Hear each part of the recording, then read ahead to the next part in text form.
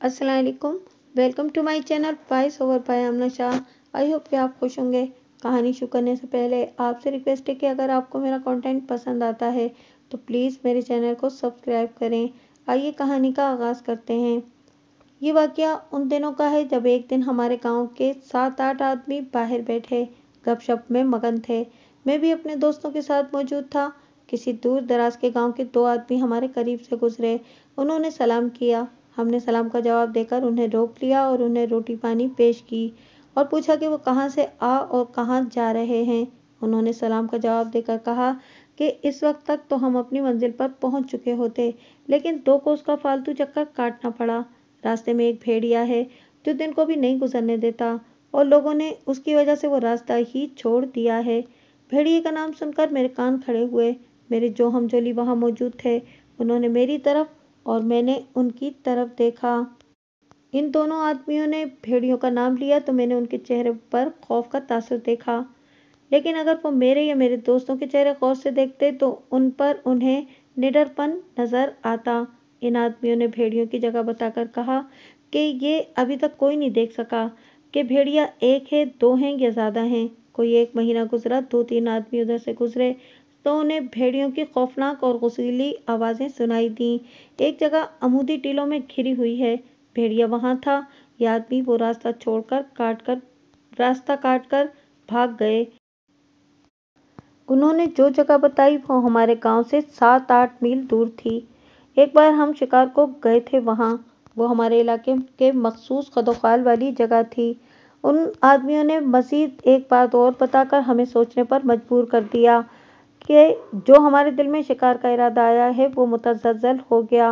लोग भेड़ियों से इतना नहीं डरते जितना उन इंसानी कहकहों से खौफजदा हैं जो लोगों ने भेड़ियों की आवाज़ के साथ सुने हैं। इन दोनों में से एक ने कहा, भेड़िया गुर्राता और भौंकता है। फिर किसी आदमी का कहकहा सुनाई देता है, ये कोई शरार हो सकता है, भेड़िए तो कहकहा नहीं लगाते। हमारे ज़माने में और उस दौर में तो हर वो वाक़या जो नाकाबिले यकीन या नाकाबिले फ़हम होता था, लोग उसे जिन्नों और चुड़ैलों की कारस्तानी कह दिया करते थे। ये कहकहे भी इसी मखलूक के समझ लिए गए। भेड़ियों के साथ इंसान नहीं रह सकते थे। यही वजह थी कि लोगों ने दिन के वक्त भी उधर से गुजरना छोड़ दिया। मैं भी जिन्नों और चुड़ैलों के वजूद को मानता था, लेकिन जवानी का जोश ऐसा था कि अकीदों पर गालिब आ जाया करता था। मेरे हमजोलियों ने बड़ों से चोरी छुपे मीटिंग की और गौर होश किया कि हम कुत्तों को लेकर इस भेड़िए के शिकार को जाएं या न जाएं। जाने पर तो सब रजामंद थे, लेकिन जिन और चुड़ैल का डर सबको परेशान करता था। हमारे पास इसके 2 ही इलाज मौजूद थे। एक ये कि ये मशहूर था कि चमकती हुई कुल्हाड़ी, तलवार, छुरी या चाकू हाथ में हो तो जिन और चुड़ैलें भाग जाती हैं। दूसरे ये कि कुत्ते अगर बज़ाहिर बिलावजह भौंकने लगें और आसमान की तरफ मुंह करके रोने की आवाज़ें निकालें तो इसका मतलब ये होता है कि इन्हें कोई जिन या चुड़ैल नजर आ रही है। हमने ये फैसला किया कि वहां हम जाएंगे, हाथों में कुल्हाड़ियाँ और चाकू रखेंगे और कुत्तों को देखते रहेंगे। ये मखसूस तरीके से भौंके तो फिर हम वापस आ जाएंगे। हमने अपना ये प्रोग्राम बड़ों से पोशीदा रखा। अभी जाने का दिन मुकर्रर नहीं हुआ था। सच्ची बात तो ये कि हम सब अंदर से डरते भी थे। 2-3 गुजर गए दिन और एक रोज हमारे गांव से 5-6 मील दूर के एक गांव के 2 नौजवान आए। दोनों अमीर कबीर घरानों के थे और वो मेरे दोस्त राजा शहबाज खान के घर आए थे। उन्होंने मुझे और मेरे दूसरे दोस्तों से मुलाकात की। ये नौजवान भी हमारी तरह निडर और जुनूनी थे। उन्होंने उस जगह का नाम लेकर कहा कि लोगों ने उधर से गुजरना छोड़ दिया है। इन नौजवानों ने इस इरादे का इजहार किया कि वो भी शिकारी पार्टी के साथ जाएंगे वहां। हमने उनसे पूछा कि भेड़ियों की आवाज़ों के साथ जो इंसानी कह कहे हैं, उनके मुतालिक उन्होंने क्या सोचा है। उन्होंने हमारी तरह और सबकी तरह इन्हें जिनों और चुड़ैलों के कहकहे कहा, लेकिन ये भी कहा कि ये झूठ मालूम होता है क्योंकि कहकहों की गवाही बहुत कम लोगों ने दी है। इन नौजवानों की ये बातें मुझे अच्छी लगीं और मैंने कहा कि हम मिलकर उनका शिकार करेंगे। इन दोनों को एक जगह और दिन बताकर कहा कि हम सूरज निकलने से पहले वहां पहुंच जाएंगे। हम गांव से निकले तो हमारे साथ 9 कुत्ते और हम 1 दर्जन की नफरी थे और हमारे शीशे के साथ चमकती हुई कुल्हाड़ियां हमारे हाथों में थीं। आखिर हम उस जगह के नज़दीक पहुंच गए जहां ये फैसला हुआ कि पहले खाना खा लिया जाए और हम इकट्ठा बैठकर खाना खाने लगे। हम सब चुप चुप थे। اور اندر ہی اندر جن چڑیلوں کے خیال سے دل بے قابو تھے۔ یہ کون ہے؟ ایک لڑکے کی گھبرائی ہوئی آواز سنائی دی۔ ہم سب نے اوپر دیکھا۔ جدھر وہ دیکھ رہا تھا وہاں ہمیں ایک آدمی کا سر اور کندھے زمین سے ابھرے ہوئے نظر آئے۔ اس کے بال بکھرے ہوئے تھے، داڑھی بڑھی ہوئی تھی۔ اس نے قمیض پہن رکھی تھی جس میں سے ایک کندھا ننگا نظر آ رہا تھا۔ وہ ہم سے 50 گز دور تھا۔ وہاں سے راستہ اوپر آتا تھا۔ یہی وہ نشیب تھا جس سے لوگ ڈرا کرتے تھے اور دور کا چکر کاٹ کر جاتے تھے۔ ہم اس آدمی کو دیکھتے رہے اور وہ ہمیں دیکھتا رہا۔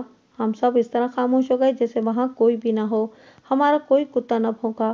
اگر آپ شہر میں ایسے آدمی کو دیکھیں تو اسے پاگل یا بھکاری سمجھ کر توجہ ہی نہ دیں۔ اس ڈراؤنے ویرانے میں پاگل یا بھکاری نہیں ہو سکتا تھا۔ ہم جوں جوں اسے دیکھتے جاتے تھے اس کی شکل بدلتی ہوئی لگتی تھی۔ جو شاید فریب نظر تھا وہ تو بت بن گیا تھا۔ وہ مسکرایا۔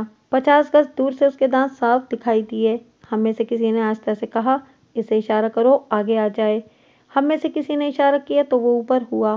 اب وہ کمر تک دکھائی دینے لگا۔ اس نے ایک بازو آگے کو کیا۔ ہم یہ اشارہ نہ سمجھ سکے۔ میں نے بازو آگے کر کے ہاتھ ہلایا اور میں مسکرایا۔ میں آپ کو سچ بات بتاؤں، میری مسکراہٹ زبردستی کی تھی۔ میں ڈر رہا تھا کہ وہ اور اوپر آیا اور رک گیا۔ اب اس کے پاؤں بھی نظر آ رہے تھے۔ اس نے صرف کرتا پہن رکھا تھا جو پھٹا ہوا تھا۔ کرتا گھٹنوں تک تھا، اس نے نیچے کچھ نہیں پہنا ہوا تھا۔ ہم نے سن رکھا تھا کہ چڑیل انسان کے روپ میں دکھائی دے تو اس کے ہاتھ اور پاؤں الٹے ہوتے ہیں۔ اس کے پاؤں انسانوں کی طرح سیدھے تھے۔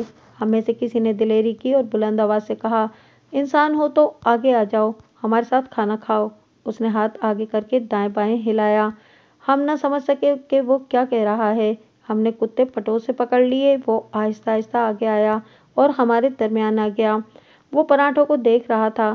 ایک لڑکے نے 2 پراٹھے اور مرغی کی 2-3 بوٹیاں پراٹھوں پر رکھ کر اسے دیں۔ اس نے لپک کر بلکہ جھپٹ کر پراٹھے دونوں ہاتھوں میں لے لیے۔ 1-2 منٹ میں ہی وہ درندوں کی طرح دونوں پراٹھے اور بوٹیاں نگل گیا۔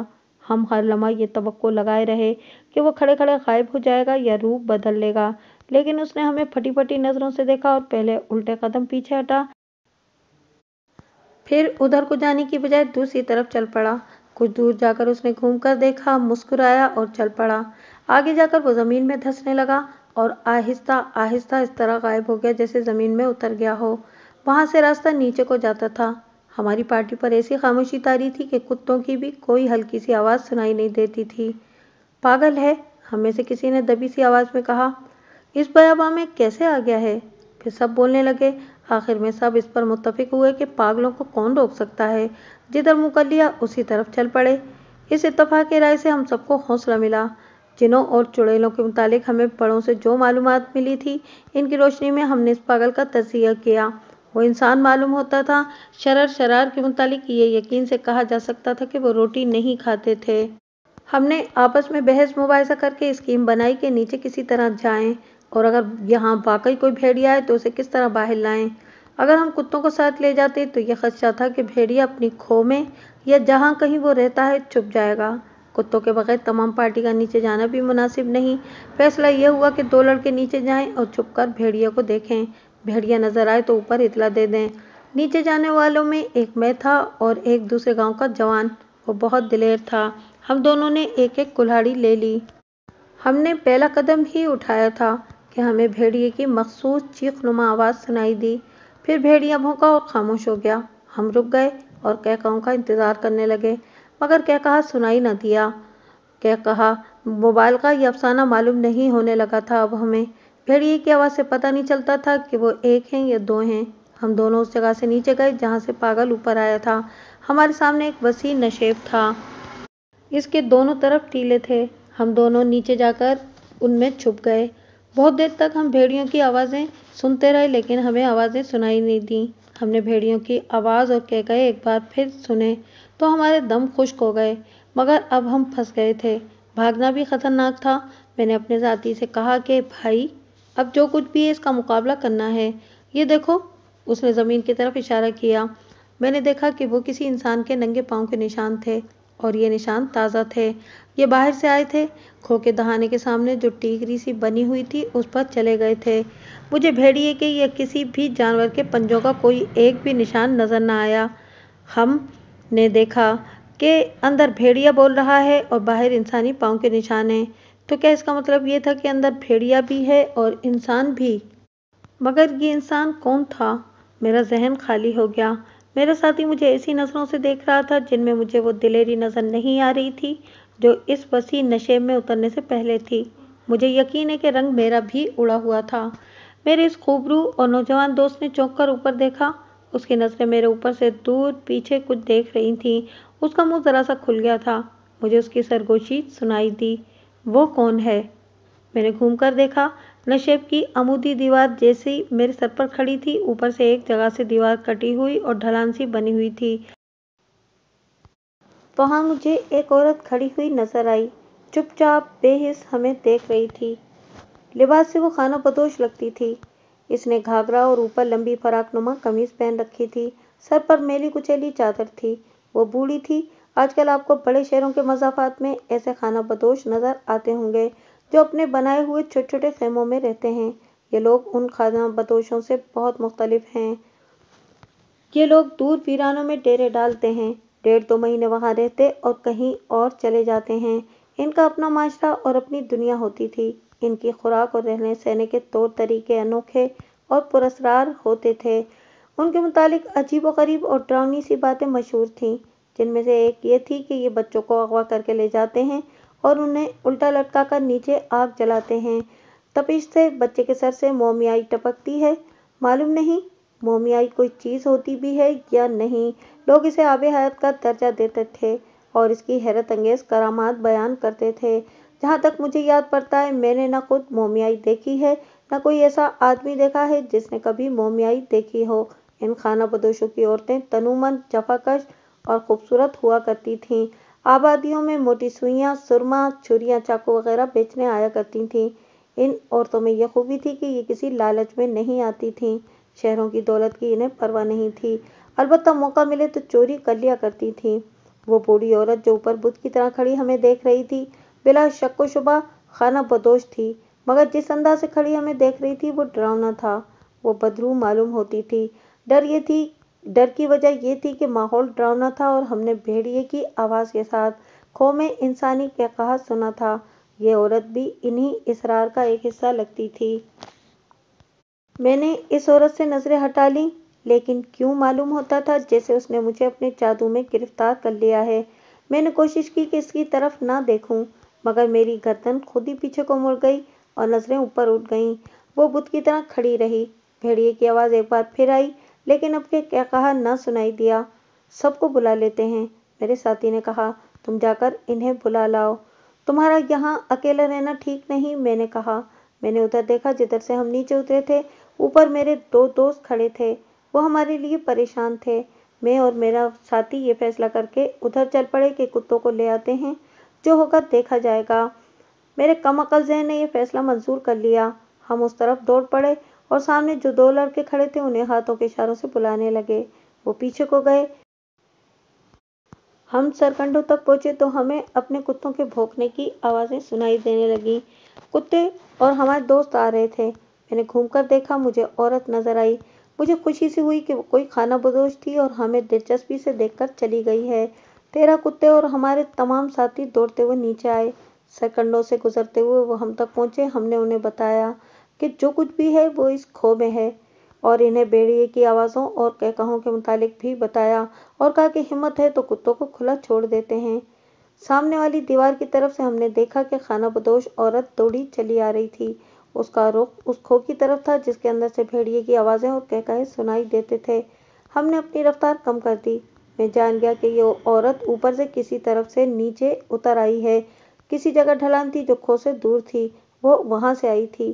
وہ اس چھوٹی سی ٹیکری پر چڑھ گئی جو کھو کے سامنے تھی۔ اس کی پیٹھ کھو کی طرف اور منہ ہماری طرف تھا۔ ہم قریب گئے تو اس نے دونوں بازو پھیلا دیے۔ کتے نہ چھوڑنا، اس نے چلا کر کہا۔ اندر میرا بیٹا ہے، خدا کے لیے یہاں سے چلے جاؤ۔ اس کی آواز رندھیا گئی، بلکہ وہ اس طرح بولنے لگی جیسے بین کر رہی ہو۔ مجھے اس کے تمام الفاظ یاد نہیں رہے۔ وہ ہمیں کہہ رہی تھی کہ ہم کھو کے قریب کتوں کو نہ لے کر آئیں۔ ہم تمام کے تمام نوجوان رک گئے۔ ہم نے یہ بھی سن رکھا تھا کہ جنات لوگوں کو عجیب دھوکہ دیا کرتے ہیں۔ اس عورت کو بھی ہم دھوکہ سمجھنے لگے۔ मगर हम में से कोई एक लड़का डर कर भाग उठता तो हम सब भी भाग जाते। लेकिन वो औरत कोई जिन नजर नहीं आ रही थी। हमने देखा कि औरत के अकब से वही पागल जिसे हमने पराठे खिलाए थे खो के दहाने में यूं सामने आया कि पहले इसका सर नजर आया, फिर वो ऊपर को उठने लगा। दहाने से निकलकर वो टीकरी पर चढ़ा। औरत इसे न देख सकी, उसकी तवज्जो हमारी तरफ थी। पागल भेड़िए की तरह कुर्राया। उसने औरत को दोनों बाजुओं में जकड़ लिया और भेड़िए और कुत्ते की तरह मुंह उसके कंधे पर डाल दिया। उसने दांत गाड़ दिए थे।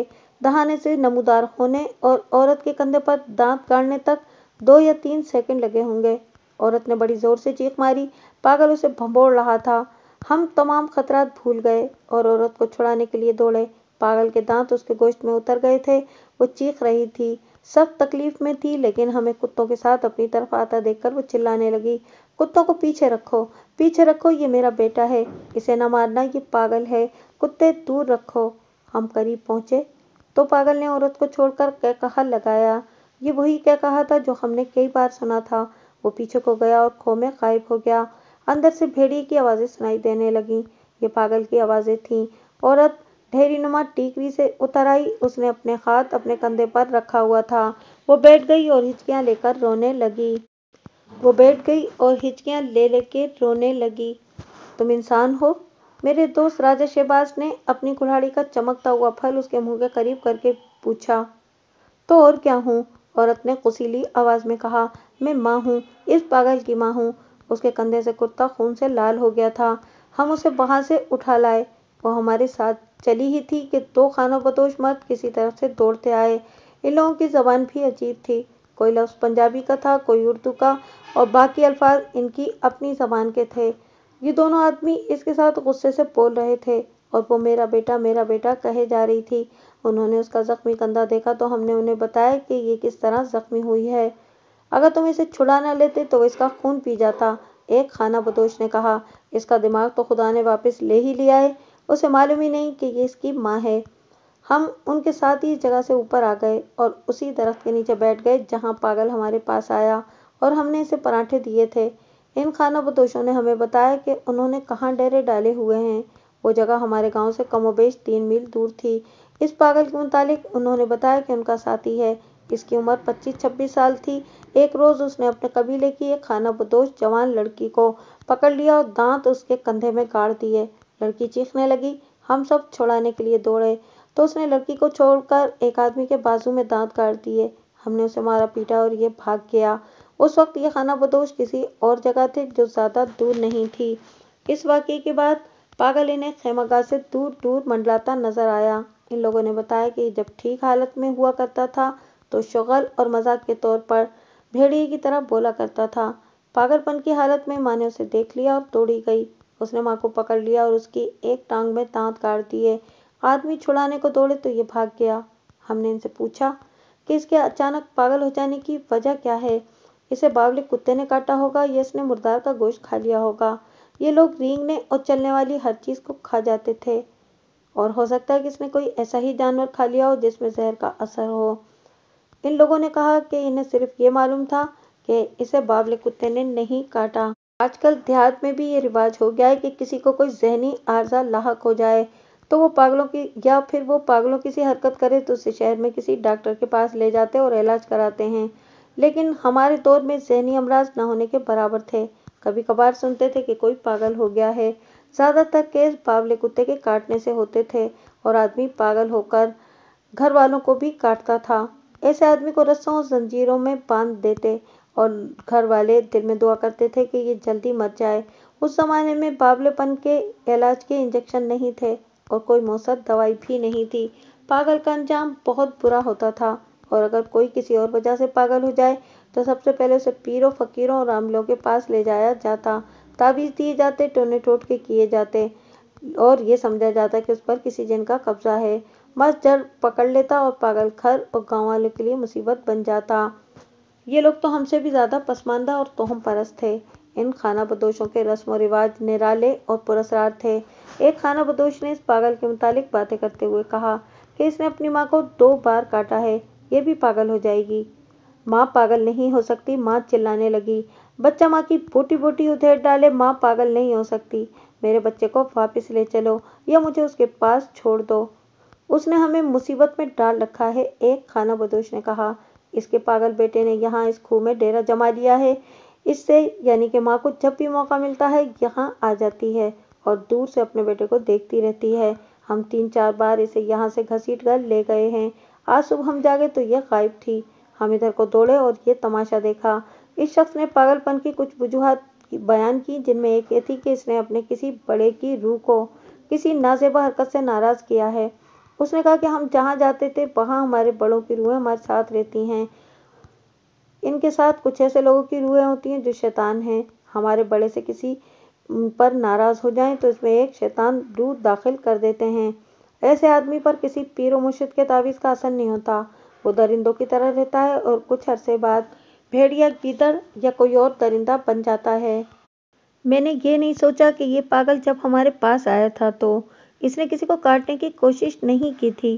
اس نے دور سے ہاتھوں کے جو اشارے کیے تھے ان کا مطلب یہ تھا کہ کتوں کو ایک طرف کر دو۔ اس نے ہمارے پرانٹھوں کو للچائی ہوئی نظروں سے بھی دیکھا تھا اور اس نے پرانٹھے بھی کھائے تھے۔ اسے بھوک کا احساس تھا۔ پاگل کو بھوک کا احساس کم ہی ہوتا ہے۔ ہمارے علاقے میں بیری کے درخت اور بیری کی جھاڑیاں بہت ہوتی ہیں، وہ شاید ان پر ہی زندہ رہا ہوگا۔ وہ دونوں خانہ بدوش پاگل کی ماں کو اپنے ساتھ لے گئے اور ہم اپنے گاؤں کو چل پڑے۔ ہم خوش بھی تھے، مضطرب بھی۔ خوشی یہ تھی کہ ہم نے بھیڑیے کی آوازوں اور انسانی کہکہوں کا راز پا لیا تھا، اور اضطراب یہ تھا کہ ایک انسان پاگل ہو گیا تھا جس کی قسمت میں نہ جانے کیسی موت لکھی تھی۔ اس کی ماں کا خیال آتا تو ہمارے جذبات ہل جاتے تھے۔ ماں کہتی تھی کہ اس کا بچہ اس کے جسم کی بوٹی بوٹی کھا جائے پر ٹھیک ہو جائے۔ ہم اپنے گاؤں میں داخل ہوئے تو اعلان کرنے لگے کہ وہاں کوئی بھیڑیا نہیں ہے۔ گاؤں کے لوگ جمع ہو گئے۔ ہم نے انہیں سارا واقعہ سنایا اور کہا کہ دوسرے گاؤں کے لوگ یہاں سے گزریں تو انہیں بھی بتاتے رہیں کہ یہ بھیڑیا نہیں ایک پاگل ہے، کسی کو نہ بتانا۔ ہمارے ایک بزرگ نے کہا، لوگوں نے اسے بھیڑیا سمجھ کر وہ راستہ چھوڑ دیا ہے۔ جن لوگوں نے کہہ گئے سنے ہیں وہ اسے شرر شرار سمجھتے ہیں۔ اگر ہم نے لوگوں کو یہ بتا دیا کہ وہ پاگل خانہ بدوش ہے تو کوئی اسے قتل کر دے گا۔ انسان پاگل ہو، دوسروں کو کاٹتا پھرے تو بھی اسے مارنا قتل ہے اور یہ ایک گناہ ہے۔ اس بیچارے کو اپنی موت مرنے دو، یہ خون اپنے سر نہ لو۔ تم جانتے ہو کہ باولے کتے کے کاٹے ہوئے آدمی کو گھر والے اپنے ہاتھوں چوری چھپے زہر دے دیتے ہیں۔ ایک لاوارث پاگل کو تو لوگ فوراً ہی قتل کر دیں گے۔ 3-4 روز بعد 3 خانہ بدوش عورتیں ہمارے گاؤں میں اپنی بنائی ہوئی اشیاء بیچنے آئیں۔ میں نے اپنے 3-4 دوستوں کے ساتھ انہیں روک لیا۔ خانہ بدوش عورتیں قریبی گاؤں سے لسی مانگنے بھی آیا کرتی تھیں۔ ہم نے انہیں کہا کہ لسی کی ڈولی دیں گے، ہمیں اس پاگل کے متعلق کچھ بتائیں۔ انہوں نے وہی قصہ سنایا جو ان کے 2 آدمی سنا چکے تھے۔ ہم نے اور زیادہ کریدا تو انہوں نے بتایا کہ اس کی منگیتر بہت خوبصورت تھی، یہ لڑکی اسے پسند نہیں کرتی تھی، یہ آدمی اسے بہت ہی پسند کرتا تھا۔ لڑکی کی دوستی ایک اور خانہ بدوش کے ساتھ تھی جو کسی دوسرے قبیلے کا تھا۔ اس لڑکی نے اس آدمی کو ایک بار یہاں تک کہہ دیا کہ تم مجھے بہت برے لگتے ہو، میری شادی تمہارے ساتھ ہوئی تو میں بھاگ جاؤں گی۔ اس لڑکی نے یہی کیا۔ وہ شادی سے انکار نہیں کر سکتی تھی، بزرگوں کے فیصلے ہر کسی کو ماننے پڑتے ہیں۔ شادی ہو گئی، لڑکی کو دلہن بنا کر رات کو الگ خیمے میں بٹھا دیا گیا، ناچ گانا ہوتا رہا۔ دولہا خیمے میں گیا تو لڑکی وہاں نہیں تھی۔ اس کے نکل جانے کے بہت دیر بعد اس کی گمشدگی کا پتہ چلا تھا، اس لیے وہ دور نکل گئی تھی۔ ہمارے آدمی اس قبیلے کی تلاش میں گئے جس میں لڑکی کے پسند کا آدمی تھا۔ ان لوگوں نے کہا کہ لڑکی ان کے پاس نہیں آئی۔ اب پتہ چلا ہے کہ لڑکی انہی کے پاس ہے، مگر وہ لوگ معلوم نہیں کہاں چلے گئے ہیں۔ دوسرے دن اس آدمی نے ایک لڑکی کو کاٹ لیا، پھر ایک آدمی کو کاٹا اور بھاگ گیا۔ یہ جو عورتیں تین عورتیں جو ہمیں پاگل کی دلہن کا قصہ سنا کے گئی تھیں، ایک بار پھر ہمیں مل گئیں۔ میں اپنے 2 دوستوں کے ساتھ کھیتوں میں تھا۔ میں نے پچھلی ملاقات میں انہیں مٹی کی اپنی ڈولی میں لسی دی تھی اور ان سے 2-4 چیزیں بلا ضرورت بھی خرید لی تھیں۔ انہوں نے بتایا کہ پاگل کو واپس لے آئے ہیں اور وہ ٹھیک ہے۔ یہ بڑی عجیب خبر تھی۔ ان عورتوں نے جو واقعہ سنایا وہ اس طرح تھا کہ جس روز یہ تینوں عورتیں ہمارے گاؤں میں ملی تھیں، اس سے 2-3 روز بعد پاگل کی ماں غائب ہو گئی۔ سب جان گئے کہ اپنے بیٹے کو دیکھنے چلی گئی ہے۔ آدمی اس کے پیچھے گئے اور اسی جگہ پہنچے جہاں ہم نے پاگل کو دیکھا تھا۔ وہاں انہوں نے دیکھا کہ ماں اپنے بیٹے کو اٹھانے کی کوشش کر رہی تھی۔ بیٹے کی یہ حالت تھی کہ سر سے پاؤں تک سوجا ہوا تھا، چہرہ اتنا زیادہ سوج گیا تھا کہ آنکھیں نظر ہی نہیں آتی تھیں۔ وہ بے ہوش پڑا تھا۔ مرا ہوا نہیں تھا۔ ماں اسے اٹھانے کی کوشش کر رہی تھی۔ ان آدمیوں نے اس کی حالت دیکھی تو وہ مطمئن ہوئے کہ یہ مر رہا ہے۔ اس کی ماں کو کہا کہ تم چلو، لیکن وہ نہیں گئی۔ وہ دہائی دیتی رہی اور اس کی فریادوں سے متاثر ہو کر یہ آدمی اس پاگل کو اٹھا لائے۔ ماں کہتی تھی کہ یہ مر رہا ہے اور وہ اپنے بیٹے کو عزت اور پیار سے دنیا سے رخصت کرے گی۔ خانہ بدوشوں نے بھی اسے اس امید پر اٹھا لیا تھا کہ تھوڑی دیر بعد مر جائے گا، اس لیے کوئی خطرہ نہیں۔ اس کی ماں کو یہ اطمینان تو مل جائے گا کہ اس کا بیٹا جنگل بیابان میں نہیں مرا اور اسے گیدڑ اور گدھ نہیں کھا گئے۔ ان عورتوں نے بتایا کہ جب اسے خیمہ گاہ میں لایا گیا تو قبیلے کے سب سے زیادہ بوڑھے آدمی نے اسے دیکھا۔ پاگل کے منہ پر شہد لتھڑا ہوا تھا جس میں چونٹیاں چپکی ہوئی تھیں۔ ہاتھوں کے ساتھ بھی شہد تھا اور اس کے کرتے پر بھی جگہ جگہ شہد لگا ہوا تھا۔ اس بوڑھے نے بتایا کہ یہ پاگل تھا، اسے کسی درخت پر شہد کا چھتا نظر آ گیا ہوگا اور یہ شہد کی مکھیوں سے بے پرواہ ہو کر اوپر چلا گیا ہوگا۔ یہ بھی ہو سکتا ہے کہ شہد کا چھتا کھو کے اندر ہی ہو۔ بہرحال یہ ثبوت صاف نظر آ رہا تھا کہ اس نے پاگل پنے میں چھتے پر ہاتھ ڈالا ہوگا اور شہد کھانے کی کوشش کی ہوگی۔ مکھیاں اس پر ٹوٹ پڑیں اور جسم پر کوئی جگہ نہ چھوڑی جہاں انہوں نے ڈنک نہ مارا ہو۔ بوڑھے نے اپنے کسی پرانے تجربے کے مطابق پاگل کے منہ میں کوئی دوائی ڈالنی شروع کر دی اور سارے جسم پر کچھ مل دیا۔ یہ لوگ جڑی بوٹیوں کے تو ماہر ہوا کرتے تھے۔ بوڑھے نے تمام رات پاگل کے ساتھ جاگتے گزار دی۔ دوسرے دن پاگل زندہ تھا اور سوجن میں کمی۔ بوڑھا دوائی دیتا رہا۔ 4-5 روز بعد سوجن آدھی سے بھی کم ہو گئی اور ڈنک کے نشان نظر آنے لگے۔ ماتا کی طرح جسم پر ہر جگہ لال لال نشان تھے۔ پاگل ہوش میں آ چکا تھا، بیٹھتا اور کھڑا ہوتا تھا۔ 2-3 روز بعد اس نے سب سے پہلے ماں کو پہچانا اور اس کے آنسو نکل آئے۔ پھر اس نے ہر کسی کو پہچان لیا۔ ان عورتوں نے بتایا کہ اب وہ ٹھیک ہے، کسی کو کچھ نہیں کہتا، البتہ بولتا نہیں، باتیں سمجھتا ہے مگر جواب نہیں دیتا۔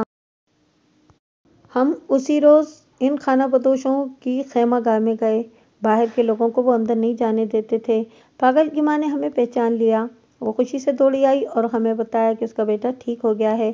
ماں نے اسے بلا لیا، ہم نے اسے پہچان لیا، ہم سب نے اس کے ساتھ ہاتھ ملایا۔ وہ مسکرا رہا تھا۔ یار ذرا بھیڑیے کی طرح بولو، میرے ایک شرارتی دوست نے کہا۔ وہ اور زیادہ مسکرایا۔ ہم نے اس سے پوچھا کہ اسے کیا ہوا تھا۔ اس نے کندھے سکیڑے اور گردن کو خم دیا۔ اس کا مطلب یہ تھا کہ اسے کچھ پتہ نہیں۔ میں نے پوچھا کہ اسے یاد ہے کہ ہم نے اسے پراٹھے کھلائے تھے؟ اس نے سر ہلایا۔ اسے یاد نہیں تھا۔ ادھر سے وہ بوڑھا آ گیا۔ ہم نے اس سے پوچھا کہ اس نے اسے کس طرح ٹھیک کیا ہے؟ بوڑھے نے ماں اور بیٹے کو وہاں سے چلے جانے کو کہا۔ وہ چلے گئے تو بوڑھے نے بتایا کہ اسے دلہن کے صدمے نے پاگل کیا تھا۔ ان کا خیال تھا کہ اس کے اندر کوئی بدروح داخل ہو گئی ہے۔ اسے جب سوجی ہوئی لاش کی حالت میں لائے تو بوڑھے نے تجربے کے طور پر اسے ایک دوائی دی اور جسم پر کچھ ملا۔ بوڑھے نے ہمارے اصرار کے باوجود بھی ہمیں نہ بتایا کہ دوائی کون سی جڑی بوٹیوں کی تھی اور جسم پر کیا ملا تھا۔ یہ ان لوگوں کا راز تھا۔ بوڑھے نے رات بھر جاگ کر مشاہدہ کیا کہ دوائی کا کیا اثر ہو رہا ہے، اور اثر ہو رہا تھا۔ بوڑھے نے اپنا تجربہ جاری رکھا اور کامیاب ہو گیا۔ اس نے کہا کہ میں نے جو دوائی دی تھی وہ شہد کی مکھیوں کے کانٹے کا علاج تھا، لیکن جب یہ ہوش میں آیا تو میں نے دیکھا کہ اس کا پاگل پن ہی ختم ہو گیا ہے۔ مجھے اپنے باپ کی ایک بات یاد آئی۔ اس نے کہا تھا کہ جس طرح شہد میں قدرت نے 100 خوبیاں ڈال رکھی ہیں، اسی طرح شہد کی مکھی کے زہر میں بھی ایک کرامات ہے۔ میں نے اس آدمی کو مکھی کے زہر کا اثر زائل کرنے والی دوائی دینی بند کر دی۔ میرے تجربے نے مجھے بتایا کہ اس کا پاگل پن شہد کی مکھیوں کے زہر کی وجہ سے ٹھیک ہو گیا ہے۔ میں نے دوائی بدل دی اور اسے طاقت کی دوائی دینے لگا۔ اس سے یہ ٹھیک ہو گیا ہے۔ اس کی ابھی زبان نہیں کھلی۔ مجھے امید ہے کہ جلدی بولنے لگے گا۔ اس پر کسی بدروح کا اثر نہیں، یہ صدمے کا اثر تھا جس میں غصہ زیادہ تھا۔ 10-15 روز بعد ہم اسے دیکھنے کے لیے ایک بار پھر گئے، مگر وہ لوگ جا چکے تھے۔